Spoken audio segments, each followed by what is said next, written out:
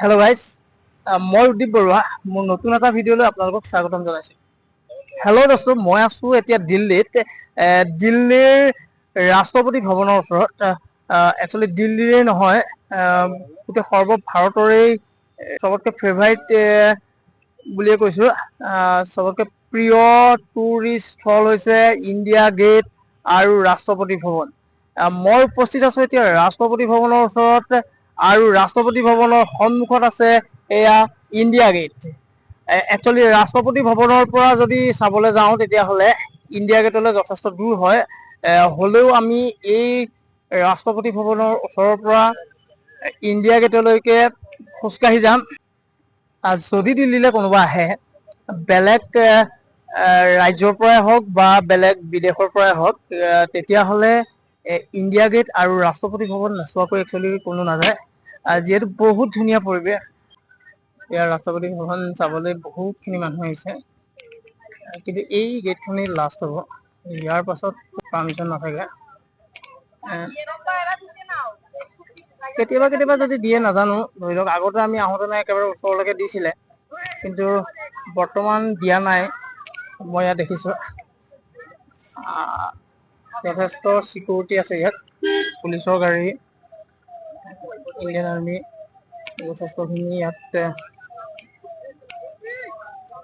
চিকিউৰিটিৰ কাৰণে আছে। প্ৰথমে ভাবিছিলোঁ ইয়াত ভিডিঅ' কৰিবলৈ নিদিব, যথেষ্ট পুলিচৰ পহৰা ইয়াত থাকে, মানে দেখা পাইছিলোঁ। আৰু লগতে ইণ্ডিয়ান আৰ্মিও যথেষ্টখিনি দেখা পাইছিলোঁ। কিন্তু লাষ্টত ইয়াত দেখিলোঁ ওচৰতে, আমি যদি ওচৰলৈ যেতিয়া ৰাষ্ট্ৰপতি ভৱনৰ ওচৰলৈ যেতিয়া আমি আহিলোঁ, তেতিয়া দেখা পাইছোঁ ইয়াত এনেকুৱা ধৰণৰ চানা, ফুচকা, এনেকুৱা ধৰণৰ বিভিন্ন ধৰণৰ বেপাৰীও ইয়াত বেপাৰীও বেপাৰ কৰি আছে। একচুৱেলি এইটো মই বেয়া বুলিও নকওঁ, ধৰি লওক ইমানখিনি মানুহ আহে ইয়ালৈ, তেওঁলোকে ইয়াত খোজকাঢ়োতে একচুৱেলি ভাগৰ লাগে, ভোক লাগেগে। আৰু যেতিয়া ভোক লাগে, এনেকুৱা ধৰণৰ সৰু সুৰা বস্তুখিনি তেওঁলোকে এনেকুৱা ধৰণৰ পাতলীয়া আহাৰ এওঁলোকে খায়। বহুতখিনি মানুহ থাকে যদিও ইয়াত এটা বস্তু ইণ্টাৰেষ্টিং যে, মানে ধৰি লওক বহুত মানুহ থাকে, কিন্তু জেগাটো ইমানেই বেছি ডাঙৰ যে মানুহৰ মানে ধৰি লওক ইয়াতো খোজকাঢ়িয়ে সোমাবলৈ দিয়ে। সেইকাৰণে মানে ধৰি লওক ইমান ভিৰ যেন অনুভৱ নহয়, কিন্তু মানুহ বহুত বেছি থাকে ইয়াত। এয়া আপোনালোকে ৰাষ্ট্ৰপতি ভৱন দেখা পাই আছে, আৰু ইয়াৰ সন্মুখত একদম চিধা চিধি যদি আপোনালোকক দেখুৱাও, এই চিধা চিধি গোটেই ৰাস্তাটোৱেদি যদি গৈ থকা হয়, সেয়া তেতিয়াহ'লে সেই আপোনালোকে আঁতৰত দেখা পাইছে ইণ্ডিয়া গেট। মই অলপ জুম কৰি দেখাইছোঁ আপোনালোকক, এয়া হৈছে ইণ্ডিয়া গেট। ব'লক তেতিয়াহ'লে ৰাষ্ট্ৰপতি ভৱনৰ পৰা চিধা চিধি আমি ইণ্ডিয়া গেট চাবলৈ যাওঁ। ইণ্ডিয়া গেট যদি চাবলৈ যাওঁ, তেতিয়াহ'লে এই সন্মুখত আপোনালোকে দেখা পাই আছে ইণ্ডিয়া গেট। কিন্তু এই ইণ্ডিয়া গেট চাবলৈ যাওঁতেনে ৰাস্তা যথেষ্ট, মাজে মাজে ৰাস্তা, গাড়ী চলা যথেষ্ট ৰাস্তা আছে। এই ৰাস্তাবোৰ পাৰ কৰিব লাগিব। এই ৰাস্তাবোৰ পাৰ কৰি আমি গৈ থাকিব লাগিব। গৈ থাকিলে আপোনালোকে দেখা পাব যথেষ্ট ভিৰ হয়, গাড়ী যথেষ্ট ভিৰ হয়। কেইবাটাও ৰাস্তা ক্ৰছ কৰিব লাগিব, তাৰ পাছতহে আমি ইণ্ডিয়া গেট পামগে। এটা ৰাস্তা ক্ৰছ কৰি পেলাই আকৌ অলপ দূৰ যোৱাৰ পিছত আকৌ এটা ৰাস্তা পাম। এয়া ফটোগ্ৰাফাৰ আছে, পুখুৰীও আছে, ফটোগ্ৰাফাৰো আছে। আপোনালোকে যদি ইয়ালৈ আহে, তেতিয়াহ'লে যথেষ্টখিনি ফটোগ্ৰাফাৰ ইয়াত আপোনালোকে পাব। তেওঁলোকে আপোনালোকৰ পৰা টকা ল'ব আৰু ফটো মাৰি দিব। ইণ্ডিয়া গেট আৰু ৰাষ্ট্ৰপতি ভৱনলৈ যদি আপোনালোকে আহোঁ বুলি ভাবে, তেতিয়াহ'লে নিউ দিল্লীৰ পৰা যদি আপোনালোকে আহোঁ বুলি ভাবে, নিউ দিল্লী ৰেলৱে ষ্টেচনৰ পৰা চিধা আপোনালোকে মেট্ৰ' যদি উঠি দিয়ে, তেতিয়াহ'লে চেণ্ট্ৰেল ছেক্ৰেটাৰী, তাত 18 নম্বৰ গেট, এইটো ৰাস্তাইদি যদি মানুহখিনি যে গৈ আছে, এইফালে যদি যায়, তেতিয়াহ'লে সেয়া দেখা পাব 3 নম্বৰ গেট। সেই মেট্ৰ' 3 নম্বৰ গেট তাত আছে। সেই মেট্ৰ' 3 নম্বৰ গেটেদি আপোনালোকে আহিলে চিধা চিধি আপোনালোকে ৰাষ্ট্ৰপতি ভৱন, সেই ৰাষ্ট্ৰপতি ভৱন আৰু সন্মুখত আপোনালোকে দেখা পাব ইণ্ডিয়া গেট। ৰাষ্ট্ৰপতি ভৱনৰ পৰা ইণ্ডিয়া গেটলৈ প্ৰায় 2 কিলোমিটাৰতকৈ বেছি হ'ব, কিন্তু হ'লেও ইমানেই মানুহ থাকে যে ইয়াত আপোনালোকে খোজকাঢ়োতে আপোনালোকৰ আমনি নালাগে। মানে ৰাষ্ট্ৰপতি ভৱনৰ পৰা ইণ্ডিয়া গেটলৈ খোজকাঢ়ি খোজকাঢ়ি আহি আছো, কিন্তু আমনি নাই লগা। কিন্তু 2 কিলোমিটাৰতকৈ অধিক, আপোনালোকে চিন্তা কৰি চাওক, 2 কিলোমিটাৰতকৈ অধিক যদিও ৰাষ্ট্ৰপতি ভৱনৰ পৰা ইণ্ডিয়া গেটলৈ একেবাৰে অকমান যেন লাগে, দেখাত অকমান যেন লাগে, কিন্তু অকমান নহয়।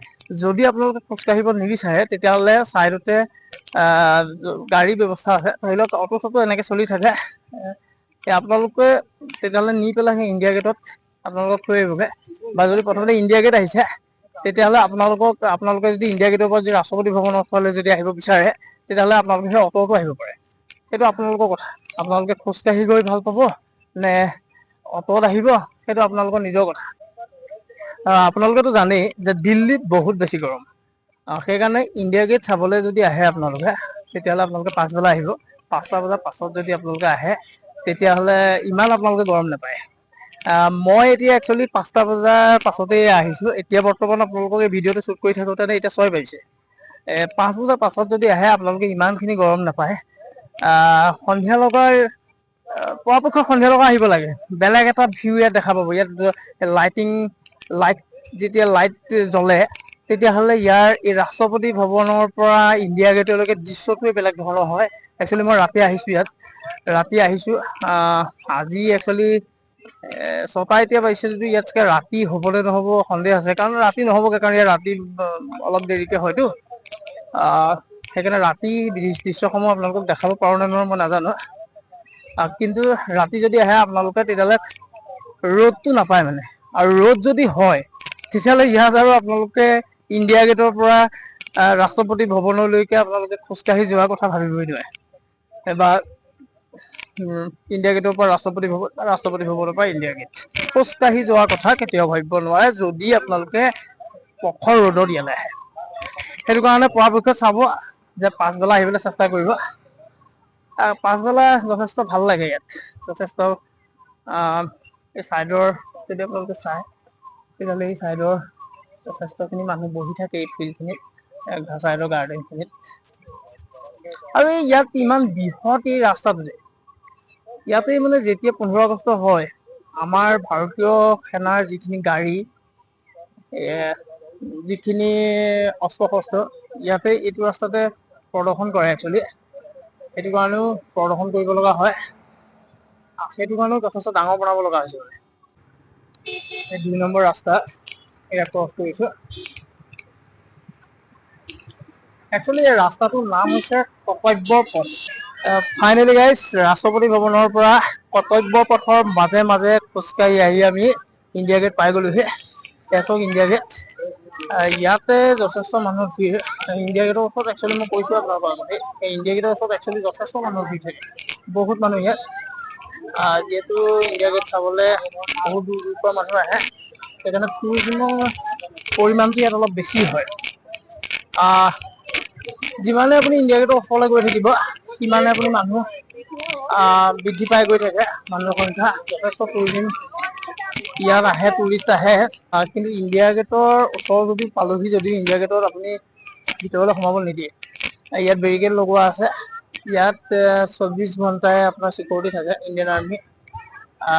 এয়া আপোনালোকৰ বেৰিকেড যিহেতু লগোৱা আছে, সেইটো কাৰণে আমি ইয়াৰ ভিতৰলৈ সোমাই যাব নোৱাৰো। সেইটো আপোনালোকে চাওকচোন কি সুন্দৰ পৰিৱেশ। ইণ্ডিয়া গেটৰ এয়া এটা চাৰিওফালৰ এটা দৃশ্য আপোনালোকক দেখাইছো। কিমানখিনি মানুহ আছে, আৰু ইণ্ডিয়া গেট যথেষ্টখিনি মানুহ আছে। ফাইনেলি গাইজ, ইণ্ডিয়া গেট আৰু ৰাষ্ট্ৰপতি ভৱনৰ ভিডিঅ'টো ইমানতে সমাপ্ত কৰিছো। যদি ভাল পালে আপোনালোকে লাইক কৰিব, ছাবস্ক্ৰাইব কৰিব, আৰু যদি ফেচবুকত আপোনালোকে চাই আছে তেতিয়াহ'লে ফ'ল' কৰিব, লাইক কৰিব, শ্বেয়াৰ কৰিবলৈ নাপাহৰিব। Bye bye.